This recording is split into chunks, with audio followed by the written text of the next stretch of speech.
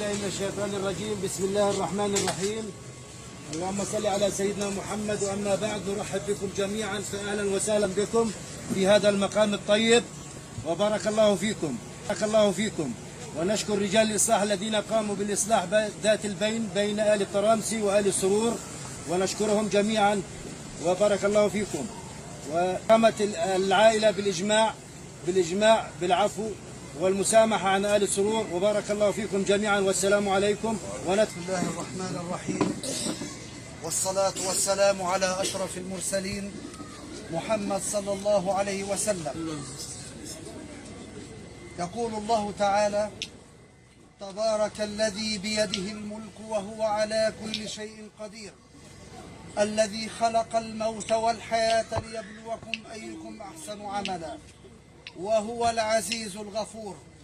فالحياة الدنيا، الحياة والموت، هي بيد الله عز وجل بقضائه وقدره.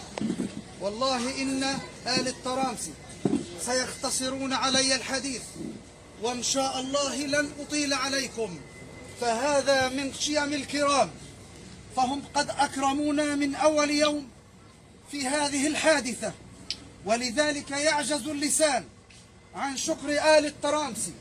فنحن عشنا في هذا المخيم معززين مكرمين بترابطنا إخوة مسلمين، فنحن نشكر الله سبحانه وتعالى أن جعلنا مسلمين، وجعل الإسلام هو الرابط الوحيد الأساسي بين العباد في أرض الرباط، في أرض الشام. ونحن قطعة من أرض الشام التي جعلها الله عقر دار الإسلام بالشام، والتي باركها في سورة الإسراء، فكانت تستحق هذه المباركة تلك الوجوه. ولذلك نقول لهم ما يقول ربنا: وبشر الصابرين الذين إذا أصابتهم مصيبة قالوا إنا لله وإنا إليه راجعون.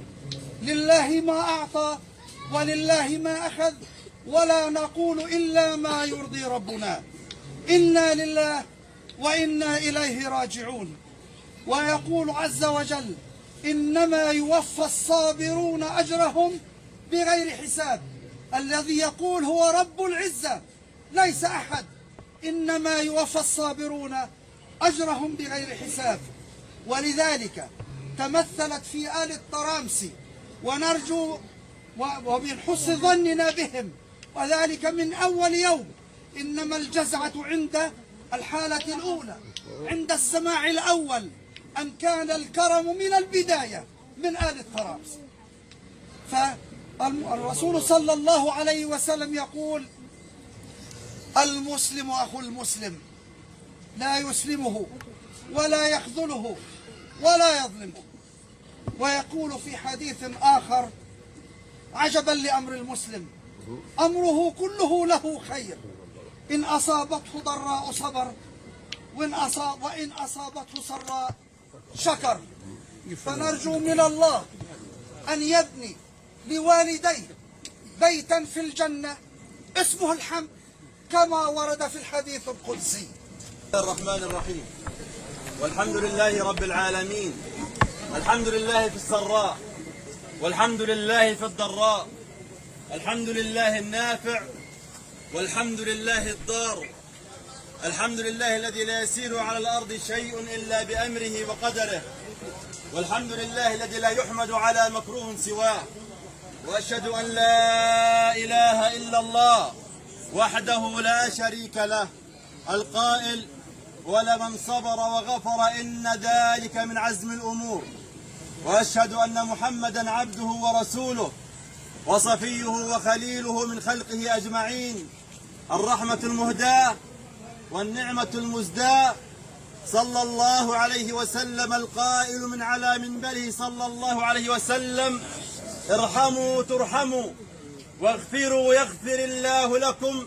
ثم أما بعد، أيها الحضور الكريم، أيتها الوجوه الطيبة، كل منا في هذه الحياة قد يتعرض إلى ما يضره، وقد يلاقي ما يؤذيه. وقد يسمع من الناس ما يؤلمه.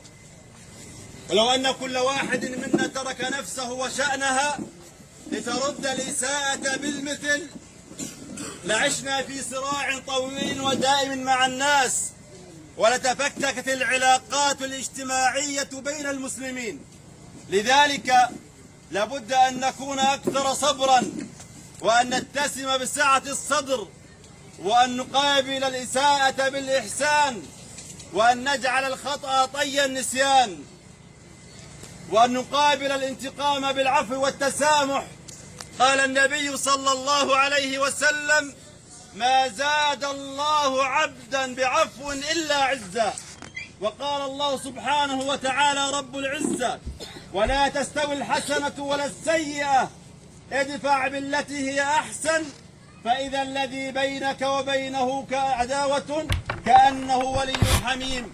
وما يلقاها أي الجنة وما يلقاها إلا الذين صبروا، وما يلقاها إلا الذين احتسبوا أمرهم عند الله عز وجل، وما يلقاها إلا الذين إذا أصابتهم مصيبة قالوا إنا لله وإنا إليه راجعون.